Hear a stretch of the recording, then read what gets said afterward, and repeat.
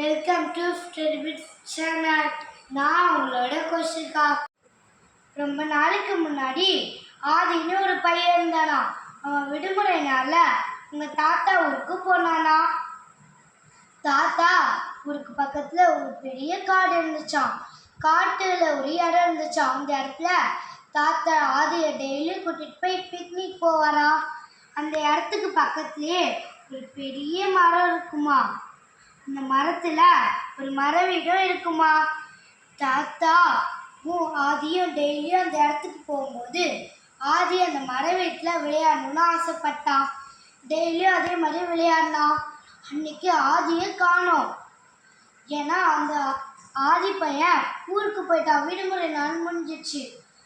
அங்க மர வீட்டுக்குள்ள அவனோட தொப்பியும் ஒரு கடிதமும் இருந்துச்சு.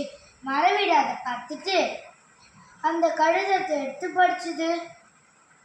படிச்சால் என்ன இருந்துச்சுன்னா, என்னை மன்னிச்சிட்டு மர வீடு, நான் ஊருக்கு போறேன் அப்படின்னு எழுதிட்டு இருந்துச்சு. மர வீடு ரொம்ப சோகமா இருந்துச்சு. ஏன்னா அது மேல யாருமே விளையாண்டது இல்லை.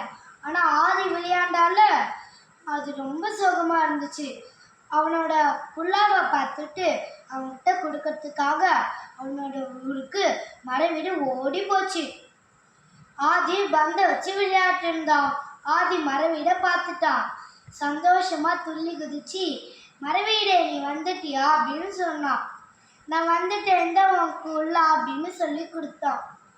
மரவீடு ரொம்ப நன்றி அப்படின்னு சொல்லிட்டு, நீ எப்பவுமே எங்கள் வீட்டு பக்கத்துல இரு, நான் டெய்லி விளையாடுவேன் அப்படின்னு சொன்னான். சரின்னு மரவீடு ஒத்துக்குச்சு. மரவீடும் ஆதியும் டெய்லி சந்தோஷமா விளையாடினாங்க.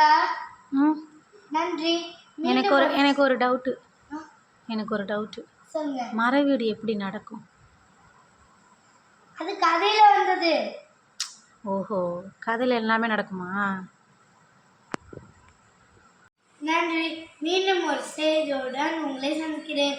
பாய்.